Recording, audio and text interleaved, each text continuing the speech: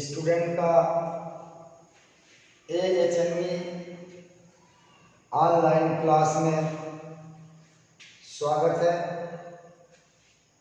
आज पिछले online video class में उत्प्रेरण जो टॉपिक था वो समाप्त हुआ था। आज पृष्ठ रसायन का आखिरी टॉपिक अधिशोषण शुरू होगा। क्लास 12 टॉपिक एडजॉर्प्शन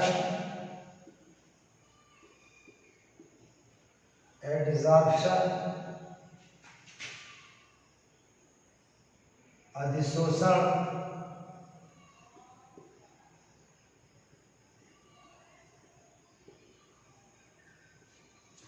और लेक्चर 1।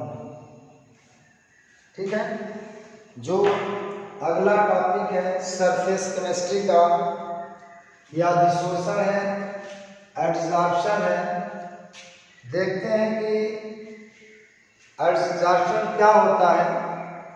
बहुत आसान है, थोड़ा सा ध्यान दे करके आप इसको पढ़ेंगे तो कोई दिक्कत नहीं होगी।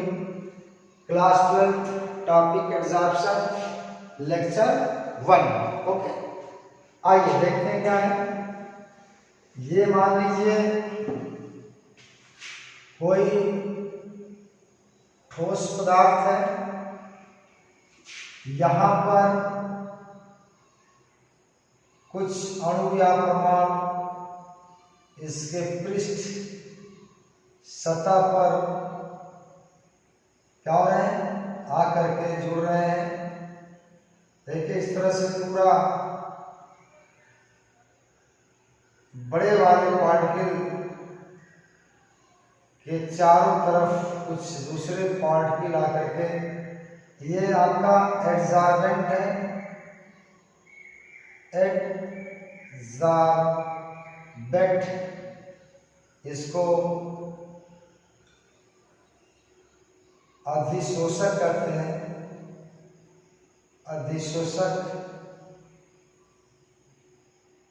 और इधर जो ये पार्टिकल है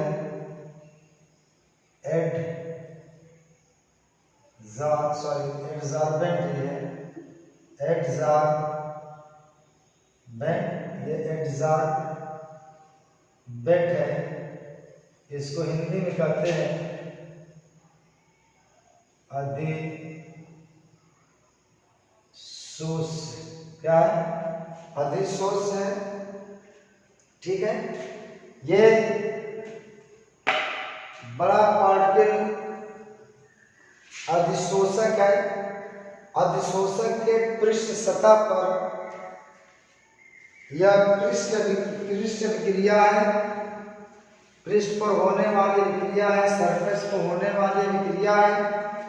ऐसा अधिशोषक की बाहरी सतह पर कुछ पदार्थ के परमाणु या अणु या आयन आकर के जमा हो जा रहे हैं, जुड़ जा रहे हैं। इससे हम क्या कहते हैं? एडजॉर्बेंट कहते हैं, एडजॉर्प्शन कहते हैं, अधिशोषण कहते हैं। क्या कहते हैं? इसकी देखिए डिफिनीशन क्या होगी। जब किसी ठोस या द्रव की पृष्ठ सतह पर कोई किसी दूसरे पदार्थ के अणु या परमाणु या आयन की सांद्रता में परिवर्तन होता है या आकर के जमा हो जाते हैं, तो इस क्रिया को अधिशोषण कहते हैं। क्या कहते हैं? अधिशोषण कहते हैं। ये एक बड़ा पार्टिकल है जिसको अधिशोषण कहते हैं। अधिशोषक के पृष्ठ सतह पर दूसरे पदार्थ आकर के क्या हो रहे हैं, जमा हो जाते हैं, जिसे हम क्या कहते हैं? अधिशोष या एडजॉर्बेंट कहते हैं। अभी मैं बताऊंगा कि कारण क्या है। सबसे पहले डिफिनीशन कराते हैं कि अधिशोषण की डिफिनीशन क्या है। तो हेडिंग डाले अधिशोषण, एडजॉर्प्शन टॉपिक का नाम भी है। नीचे फिर एक बार आप इसकी हेडिंग आ रही है, अधिशोषण एब्जॉर्प्शन, अधिशोषण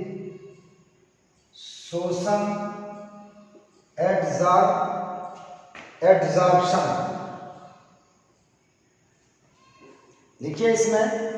देखिए इसकी डिफिनीशन क्या है। इसी के आधार पर जब किसी ठोस या द्रव, जो अधिशोषक होगा वो ठोस या द्रव होगा, जब किसी ठोस या द्रव की पृष्ठ सतह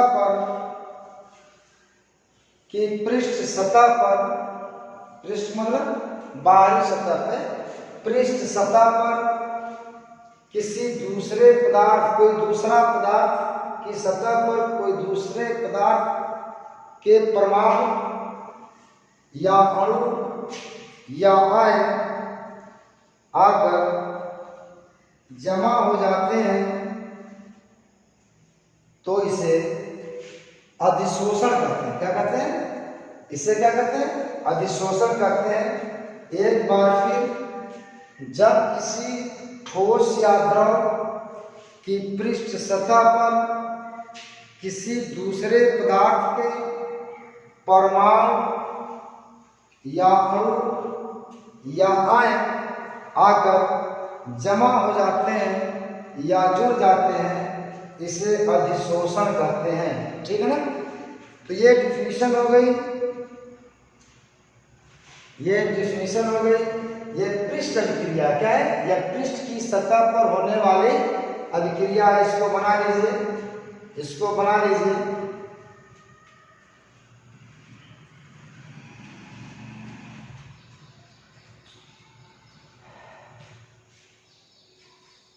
हो गया।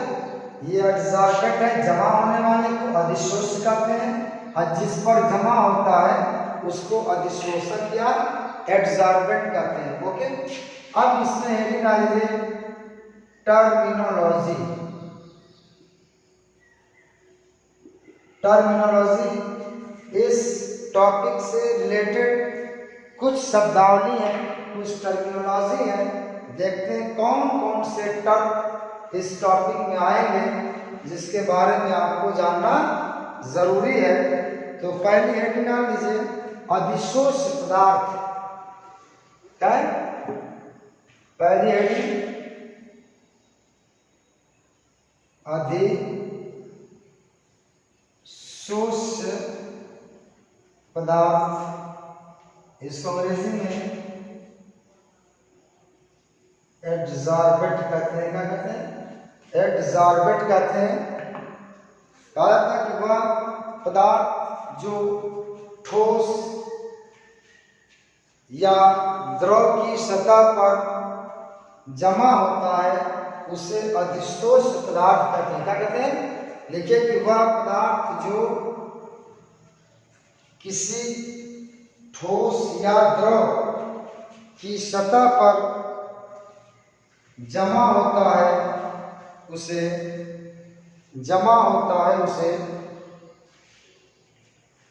अधिशोष पदार्थ कहते हैं। अधिशोष पदार्थ कहते हैं। ओके, अधिशोष पदार्थ कहते हैं।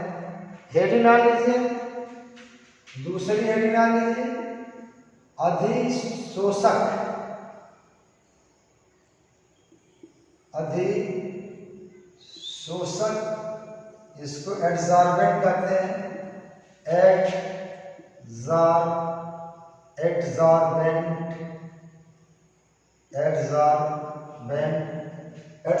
क्या होता है? कहा जाता है कि वह ठोस या द्रव पदार्थ जिसकी पृष्ठ सतह पर अधिशोष पदार्थ एब्जॉर्बेंट क्या होता है? जमा होता है, उसे हम क्या कहते हैं? अधिशोषक कहते हैं। क्या कहते हैं? लिखे कि वह पदार्थ जिसकी पृष्ठ सतह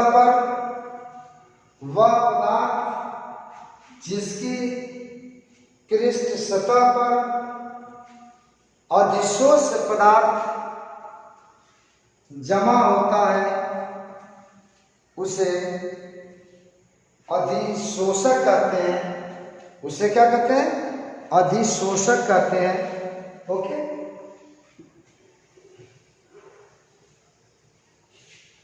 ठीक है।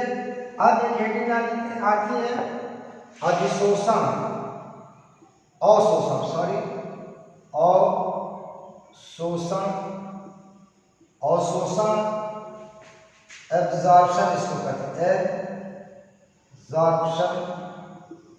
देखिए एब्जॉर्प्शन क्या होता है?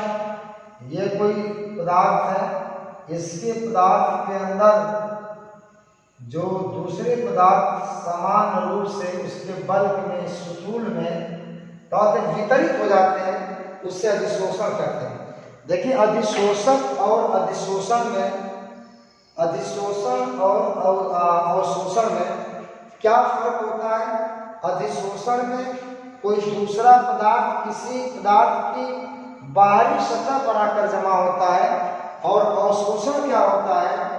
यह इसमें क्या होता है कि कोई दूसरा पदार्थ किसी पदार्थ के स्थूल या आंतरिक संरचना में समान रूप से क्या होता है? वितरित हो जाता है। उससे हम क्या कहते हैं? अवशोषण कहते हैं। क्या कहते हैं? देखिए कि जब कोई पदार्थ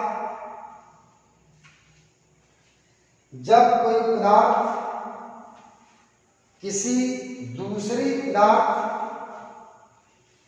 की आंतरिक संरचना में, ब्रैकेट में स्थूल, इसको क्या कहते हैं? आंतरिक संरचना को स्थूल कहते हैं। आंतरिक संरचना ब्रैकेट में स्थूल में समान रूप से वितरित हो जाते हैं, समान रूप से वितरित हो जाते हैं, उसे अवशोषण कहते हैं। ओके, अवशोषण और अधिशोषण में थोड़ा सा डिफरेंस है, इसको आप जान लीजिए, आप फिर कभी भी इस पे आप कंफ्यूज नहीं होंगे। अधिशोषण में क्या होता है? अधिशोषण में कोई दूसरा पदार्थ किसी पदार्थ के पृष्ठ सतह पर आकर जमा हो जाता है यहाँ पर। और अवशोषण में क्या होता है? कोई पदार्थ किसी दूसरे पदार्थ के आंतरिक संरचना में पूर्ण रूप से वितरित हो जाता है, उसे अवशोषण कहते हैं। ओके, ठीक ना? अब हेडिंग डाल लीजिए, एक हेडिंग डाल लीजिए, चौथी हेडिंग शोषण। शोषण, सार्प्शन। ये क्या होता है? सार्प्शन क्या होता है? जब अधिशोषण और अवशोषण दोनों अभिक्रियाएं साथ साथ में होती है तो उसे क्या कहते हैं? सार्प्शन करते हैं, शोषण करते हैं। क्या कहते हैं? शोषण करते हैं। देखिए इसमें जब अधिशोषण और अवशोषण क्रियाएं दोनों साथ साथ होती हैं, उसे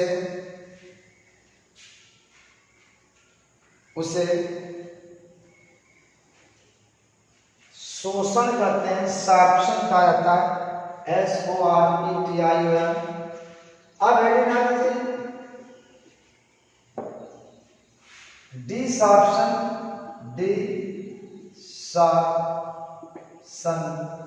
या विशोषण करते हैं। इसको क्या कहते हैं? विशोषण कहा जाता है। Sorption, desorption. ये देखिए, ये मान लीजिए कि आपका अधिशोषण हुआ है। क्या हुआ है? अधिशोषण हुआ है। तो कहा जाता है कि जब किसी पदार्थ की पृष्ठ सतह से अधिशोष पदार्थ क्या होते हैं? अधिशोष पदार्थ क्या होते हैं? पुनः वहां से गायब होने लगते हैं, इसको डिसॉर्प्शन कहते हैं। क्या कहते हैं? डिसॉर्प्शन कहा जाता है। यानी अधिशोषण की क्रिया यहाँ पे उल्टा रिएक्शन होने लगता है, यानी पदार्थ जो अधिशोषित हुआ है वो अधिशोषक से अलग होने लगता है। देखिए कि जब अधिशोषक से अधिशोष्य पदार्थ जब अधिशोषक से अधिशोष्य पदार्थ अलग होने लगते हैं या पृथक होने लगते हैं, इसे डिसॉर्प्शन कहते हैं। क्या कहते हैं? डिसॉर्प्शन कहते हैं। अब लिखिए इसमें अंतरापृष्ठ क्या होता है? इंटरफेस,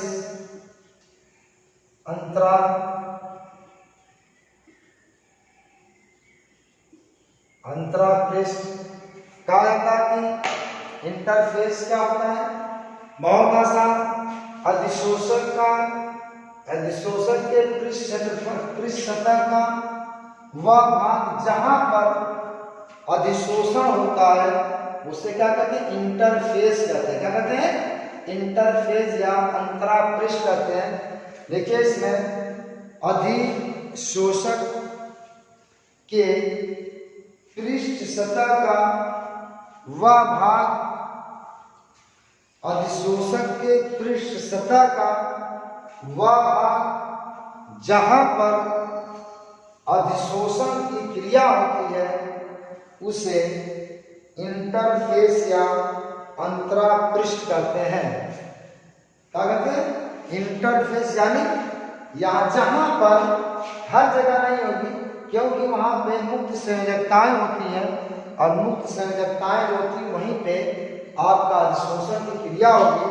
तो कहा जाता है कि अधिशोष पदार्थ के पृष्ठ सतह का वह क्षेत्र, वह भाग जहां पर अधिशोषण की क्रिया होती है उसे उसे अंतरापृष्ठ या इंटरफेस कहते हैं।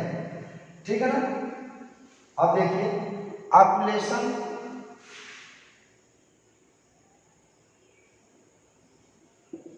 ऑक्यूलेशन क्या होता है? एक शब्द आता है, यानी धातुओं में शोषण की क्रिया को, धातुओं में शोषण की क्रिया को क्या कहता है? ऑक्यूलेशन कहते हैं। धातुओं पर शोषण की क्रिया को क्या कहते हैं? ऑक्यूलेशन कहते हैं। देखिए इसमें, यानी ये धातुओं के शोषण है, शोषण में अधिशोषण और शोषण दोनों होता है। अगर वो अधिशोषक धातु है तो इस क्रिया को ऑक्यूलेशन कहा जाता है। अगर अधिशोषक क्या है? धातु कोई है तो अवशोषण, शोषण को क्या कहा जाएगा? ऑक्यूलेशन कहा जाएगा। देखिए कि धातुओं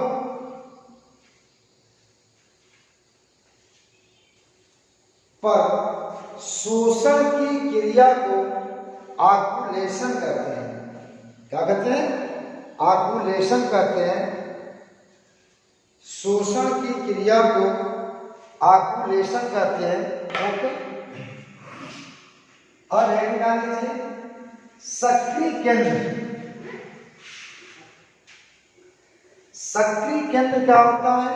एक्टिव सेंटर।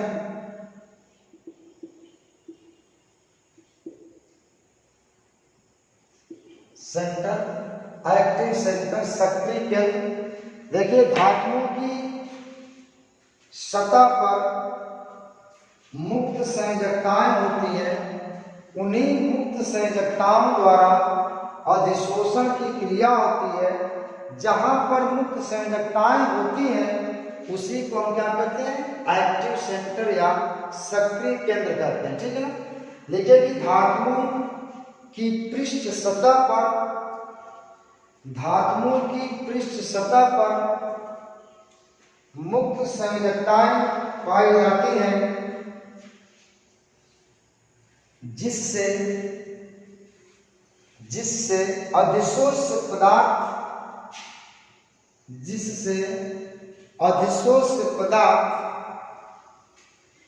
जुड़ता है उसे सक्रिय केंद्र कहते हैं, एक्टिव सेंटर कहते हैं। उसे क्या कहते हैं? एक्टिव सेंटर कहते हैं। क्या कहते हैं? एक्टिव सेंटर कहते हैं, सक्रिय केंद्र कहते हैं। ओके, अब देखिए इसमें एक पॉइंट और लिख लीजिए। पीछे कैटालिसिस में मैंने बताया था संयोजकताएं खुरदरे स्थानों पे, क्रैक पे, पीक पे, वैले पे, बॉर्डर पे और क्या कॉर्नर पर मुक्त संयोजकताओं की संख्या क्या होती है, अधिक पाई जाती है। तो नीचे नोट करके लिखिए,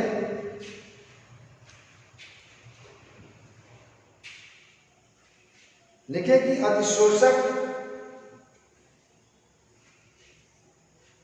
का वह स्थान जहां पर क्रैक, जहां पर crack gamma, valley gamma, peak gamma,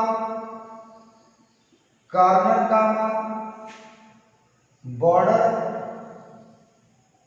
पर मुक्त संयोजकताएं अधिक पाई जाती हैं। इसका मतलब प्रैक्टिस सेंटर भी यहीं पे ज्यादा होगा, मुक्त संयोजकताएं अधिक पाई जाती हैं। ओके, ये आपका कुछ टर्मिनोलॉजी थी। एक दो और टर्मिनोलॉजी, एक हेडिंग टर्मिनोलॉजी आपकी समाप्त हो गई। अब इसमें हेडिंग आ लीजिए, cause of absorption, cause of absorption, cause of absorption, cause of absorption, absorption का कारण क्या है? देखिए, अधिशोषक की पृष्ठ सतह पर असंतुलित आकर्षण बल पाया जाता है। इस असंतुलित आकर्षण बल के कारण एक अधिशोषक के बल की ओर एक आकर्षण बल कार्य करता है, जिसके कारण क्या होते हैं, अधिशोषित पदार्थ उससे क्या होते हैं, आकर के जुड़ जाते हैं। समझिए, अधिशोषक के पृष्ठ सतह पर एक असंतुलित आकर्षण बल पाया जाता है, जिसका परिणामी उसके स्थूल यानी उसके सेंटर की ओर क्या होता है, लगता है, जिसके कारण अधिशोषक से अधिशोष पदार्थ आकर क्या आता है, जुड़ जाता है। ये कारण इसका है। देखिए इसमें देखो कि अधिशोषक की पृष्ठ सतह पर, अधिशोषक की पृष्ठ सतह पर एक असंतुलित आकर्षण बल, एक असंतुलित आकर्षण बल कार्य करता है, जिसका परिणामी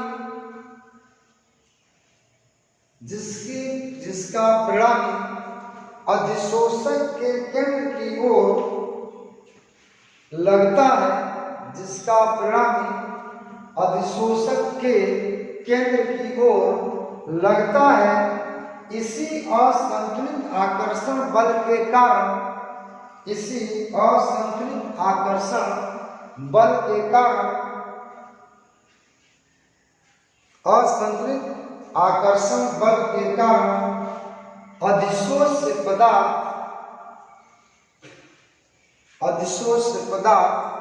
अधिशोषक की पृष्ठ सतह पर, अधिशोषक की पृष्ठ सतह पर आकर जमा हो जाते हैं। ठीक है, कम ताप और अधिक दाब पर अधिशोषण की क्रिया क्या होती है, ज्यादा होती है। एक बार लिख लीजिए कि कम ताप और अधिक दाब पर अधिशोषण की क्रिया की दर बढ़ जाती है। कम ताप और अधिक दाब पर अधिशोषण की क्रिया क्या होती है, बढ़ जाती है। ओके, अब एक हेडिंग आ लीजिए, अधिशोषण की ऊष्मागतिकी।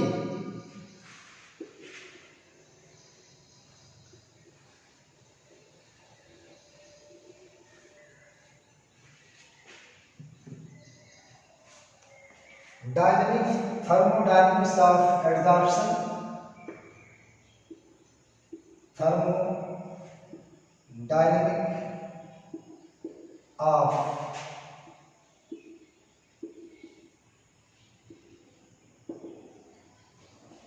Thermodynamic of adsorption. Thermodynamic of adsorption यह एक पृष्ठ प्रक्रिया है। एक बार लिखे किया एक पृष्ठ प्रक्रिया है।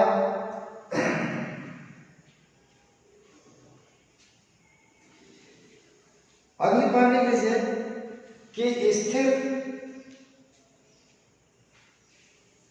एवं दाब पर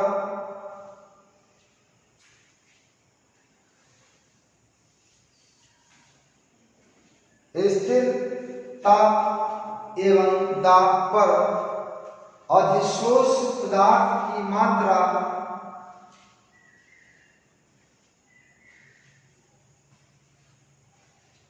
अधिशोष पदार्थ की मात्रा एकांक द्रव्यमान क्षेत्रफल एकांक द्रव्यमान क्षेत्रफल के बढ़ने से बढ़ जाता है। यानी अधिशोषक पदार्थ की मात्रा अधिशोषक पदार्थ की क्षेत्रफल बढ़ने से पृष्ठ क्षेत्रफल बढ़ने से अधिशोष पदार्थ की मात्रा क्या होती है? बढ़ जाती है। ठीक है ना। यह एक ऊष्मा क्षेपीय क्रिया है। अगली बात लीजिए, यह एक ऊष्मा क्षेपीय क्रिया है। क्षेपीय क्रिया इसके लिए ब्रैकेट में लीजिए डेल्टा एच बराबर निगेटिव होता है। आपको पता है कि डेल्टा एच बराबर जो होता है H F minus H R होता है। H F minus H R होता है। इसमें आंतरिक ऊर्जा में कमी होती है। ऊर्जा परिवर्तन यानी जब अधिशोषण होता है तो पृष्ठ ऊर्जा का मान क्या होता है? घटता है। एक बार और लिख लीजिए ब्रैकेट में डेल्टा एच बराबर ऋणात्मक। अगली बात लिखिए कि अधिशोषण के कारण पृष्ठ ऊर्जा का मान अधिशोषण के कारण पृष्ठ ऊर्जा का मान बढ़ता है। सॉरी पृष्ठ ऊर्जा का मान घटता है। देखिए डेल्टा एच ऋणात्मक कैसे आया है? डेल्टा एच का मतलब हो गया heat of product minus heat of reactant, यानी उत्पाद की ऊष्मा माइनस आर का रिएक्टेंट अभिकारक की ऊष्मा। इसमें क्या है कि ऊर्जा कम हो रही है। इसमें ऊर्जा कम होने का मतलब क्या हुआ? जब अधिशोषण होगा तो उसके पृष्ठ यानी पृष्ठ की अधिशोषण से पहले ऊर्जा और पृष्ठ की अधिशोषण के बाद ऊर्जा।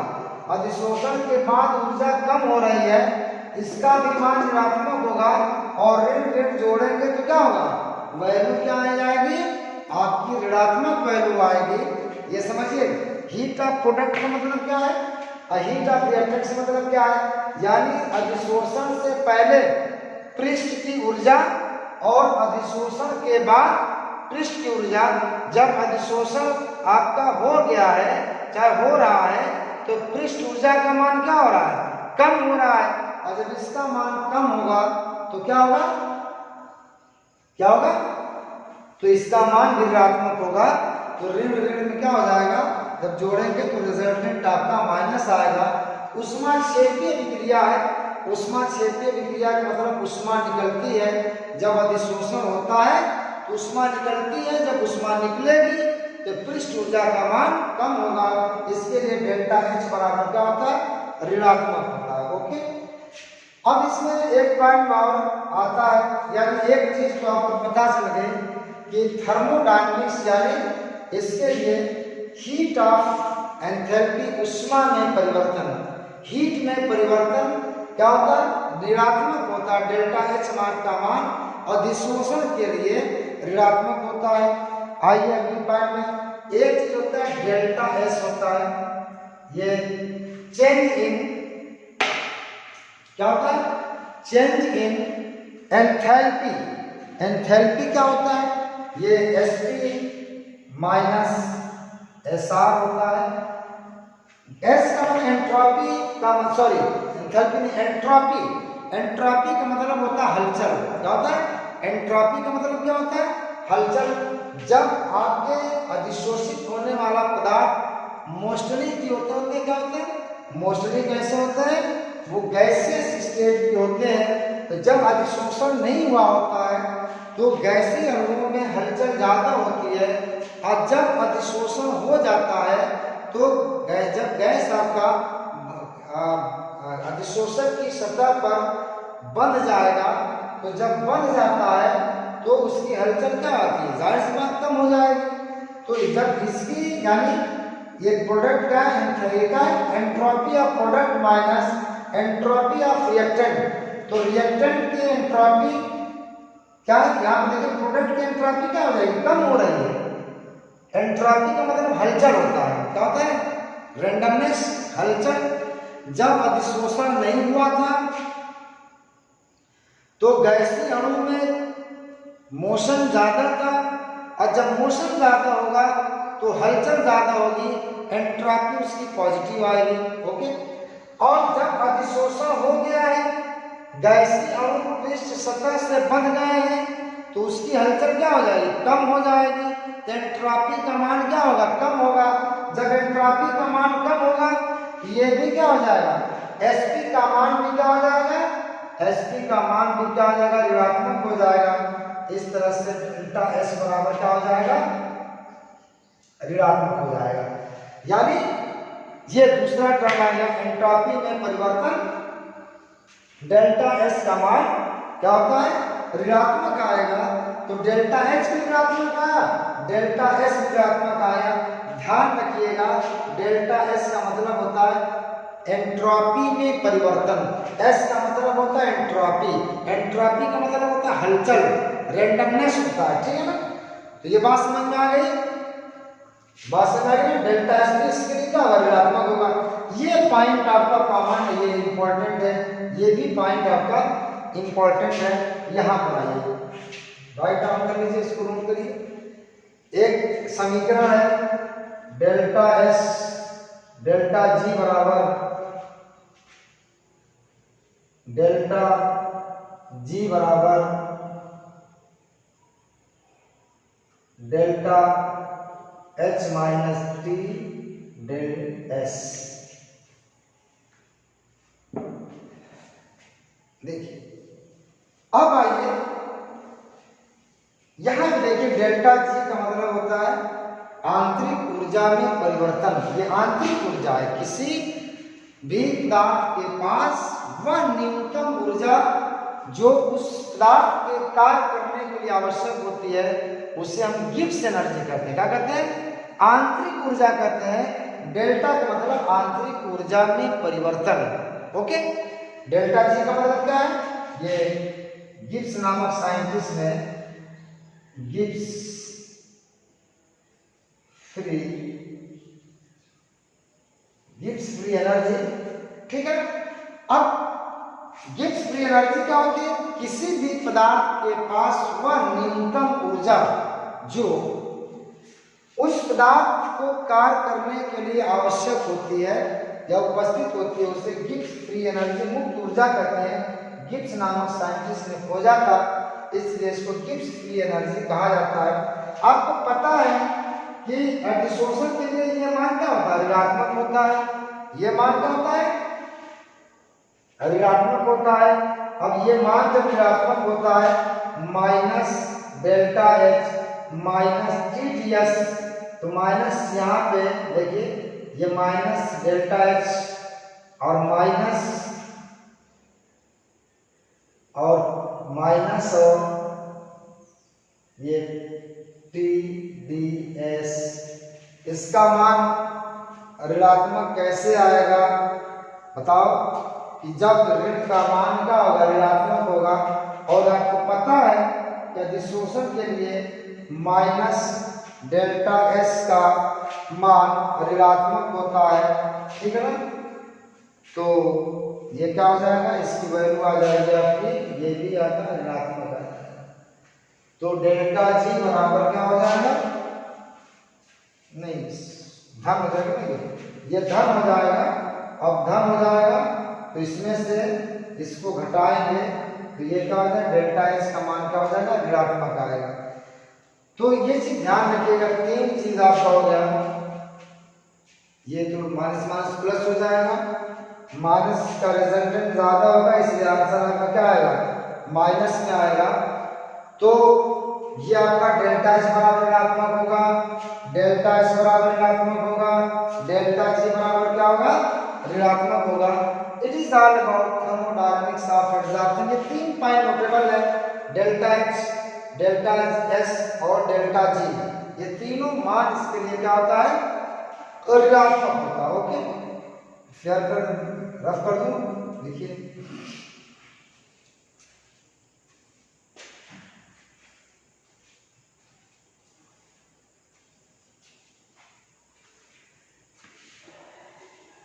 अब एक हेडिंग डाल लीजिए, हेडिंग डाल लीजिए,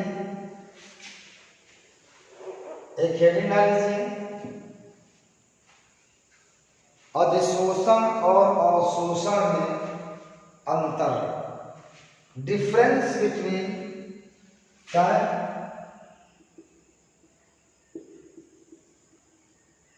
डिफरेंस बिटवीन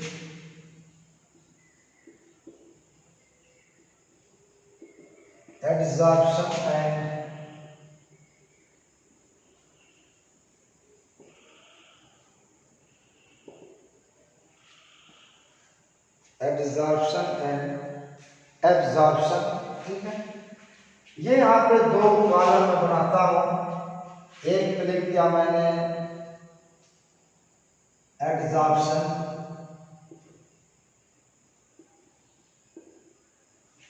और एक पे लिख दिया मैंने एब्जॉर्प्शन, ठीक है। इसमें थोड़ा सा अंतर दो चार पॉइंट में। पहले पॉइंट लीजिए, या सतही अभिक्रिया है, या सतही अभिक्रिया है, यह सतही अभिक्रिया है। और दूसरे में लिख लीजिए, यह स्थूल अभिक्रिया है। स्थूल मतलब आंतरिक संरचना, पदार्थ की आंतरिक संरचना में होने वाली अभिक्रिया है। यह सतही अभिक्रिया है, यह स्थूल अभिक्रिया है। स्थूल का मतलब बल्क होता है, किसी भी पदार्थ के अंदर की संरचनाओं को स्थूल कहते हैं, ठीक है। अब दूसरी पॉइंट लिखिए, दूसरी पॉइंट में कि पदार्थ की अधिशोष पदार्थ की मात्रा पृष्ठ सतह पर कम और उसके स्थूल में कम होती है। देखिए इसमें कि अधिशोष पदार्थ की मात्रा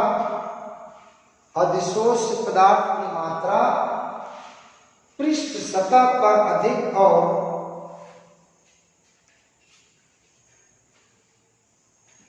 स्थूल में कम होती है। यानी जब अधिशोषण होगा तो पृष्ठ सतह पर अधिशोष पदार्थ की मात्रा ज्यादा होगी, स्थूल में तो वो गया ही नहीं, इसलिए वहां पर उसकी संरचना कम होगी।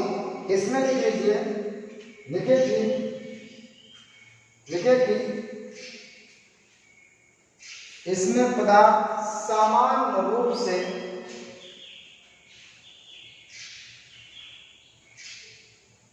वितरित रहता है। इसमें सांद्रता कम ज्यादा नहीं होती, हर जगह समान रूप से क्या होती है, वितरित। अगली पार्ट में लीजिए, अगली पार्ट में लीजिए,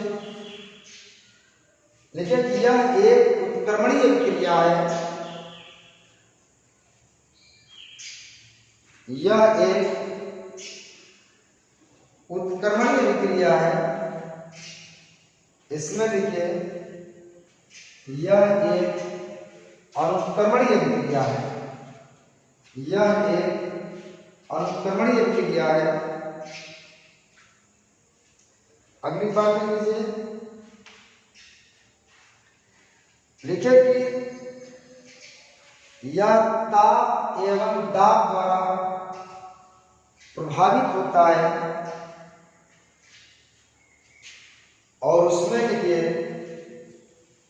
यह ताप एवं दाब द्वारा प्रभावित नहीं होता है। ताप एवं दाब द्वारा प्रभावित नहीं होता है। ठीक है ना। अब एक हेडिंग डाल लीजिए, ये एब्जॉर्प्शन और एब्जॉर्प्शन में डिफरेंस थोड़ा सा था। अब हेडिंग डाल लीजिए, types of absorption, types of absorption. यह दो प्रकार होता है। एक था physical absorption,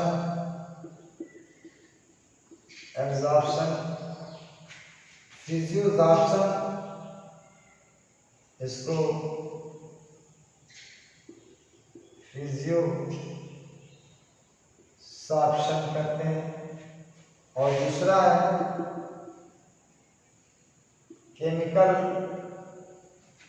absorption, कीमोजॉर्प्शन,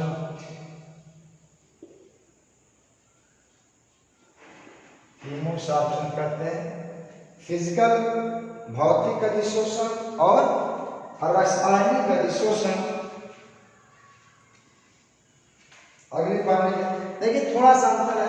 physical absorption में जो आपका अधिशोष और अधिशोषक पदार्थ के मध्य जो बंध बनता है, वंडरवाल बंध द्वारा ये जुड़े होते हैं। और इसमें क्या होता है, रासायनिक बंध द्वारा जुड़े होते हैं। मेन डिफरेंस है।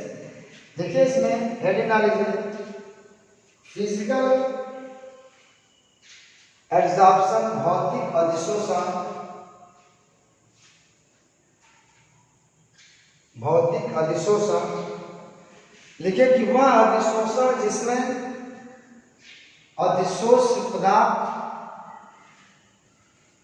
वह अधिशोषण जिसमें अधिशोष पदार्थ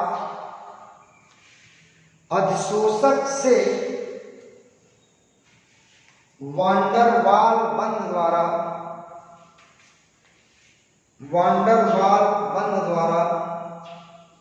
जुड़े होते हैं, उसे भौतिक अधिशोषण कहते हैं। उसे भौतिक अधिशोषण कहते हैं। अब हेडिंग आ लीजिए, केमिकल एब्जॉर्प्शन रासायनिक अधिशोषण। वांडरवाल बंध द्वारा जुड़े होते हैं, उसे भौतिक अधिशोषण कहते हैं। अब देखिए इसमें रासायनिक अधिशोषण, केमिकल एब्जॉर्प्शन, केमिकल एब्जॉर्प्शन। देखिए इसमें लिखो कि वह अधिशोषण जिसमें अधिशोष पदार्थ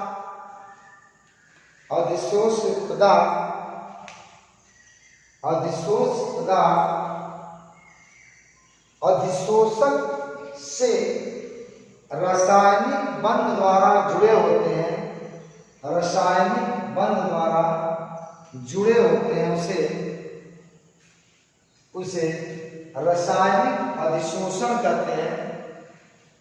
तो ये आपका केमिकल एब्जॉर्प्शन और फिजिकल एब्जॉर्प्शन के बारे में डेफिनेशन मैंने दिया है।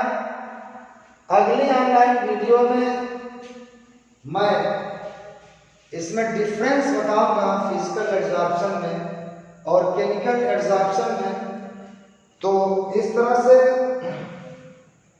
आज का ऑनलाइन वीडियो अब यहीं पे वाइंड अप करता हूँ। बस इस आशा और उम्मीद के साथ कि आप एक सच्चाई पूर्वक, ईमानदारी पूर्वक घर पे पढ़ाई का काम कर रहे होंगे। ये विश्वास है, प्रमाण नहीं है कि आप क्या घर पे कर रहे हैं, लेकिन ये विश्वास है कि आप घर पर अथक प्रयास पढ़ाई के लिए कर रहे होंगे। और आप क्लास करते हैं ऑनलाइन वीडियो की बिना किसी भी लालच और आसान, बिना किसी लालच के ऑनलाइन वीडियो क्लास आप तक पहुंचाने का प्रयास एचएमवी ग्रुप कर रहा है। किसी भी चीज की आपसे कोई शिकायत नहीं है, किसी भी चीज की आपसे कोई दरकार नहीं है, आपसे कोई फरमाइश नहीं है। निस्वार्थ आपकी सेवा में एचएमवी ग्रुप हमेशा उपस्थित रहा है, रहेगा। और बस एक आप अपने सर, अपने कॉलेज के लिए दया कर दीजिएगा, या दया कर दीजिएगा। वीडियो देखने के बाद वीडियो को सब्सक्राइब, लाइक और कमेंट्स करना ना भूलें।